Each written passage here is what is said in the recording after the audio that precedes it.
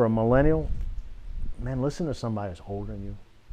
Do not, and here's the thing. If your parents are broke, don't go talk to your freaking parents about how to invest your money, because they don't know how to invest their money. If they knew how to invest their money, they wouldn't be broke. Don't go to people that don't do what you want to do and seek advice from them. Because I can't tell you how many people that get involved in real estate, they're embarrassed to even tell people, or the rich dad classes were the worst because they cost so much money. Everybody, for the most part, was embarrassed to tell anybody they paid $40,000 for educational classes. And most of the people that took the classes did not do anything with them. They paid for the classes because they wanted a get-rich-quick thing, and it is not a get-rich-quick thing. This is not get-rich-quick. Real estate is a get-rich-slow, or get wealthy slow, and because it takes time. You know, you're beating at it, and 10 years later you wake up and you think, oh, man, I'm still just beating at it. And then you run some numbers and say, man, I've done good, because it's not all in your pocket. You can sell it and put it in your pocket, but then you look at if this just continues to work out for another 10 years, I'm gonna be, let's say you're 20 years old, 25 years old when you start. Now you're 45 years old, 20 years later, and you got a portfolio that's maybe worth $10 million, $8 million,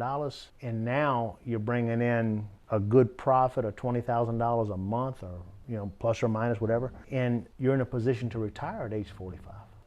I don't have an answer except delayed gratification. Learn everything you can learn. Hook yourself up with people that are smarter than what you are. And when I say smarter does not necessarily mean the smartest guy in the room. I am never that guy.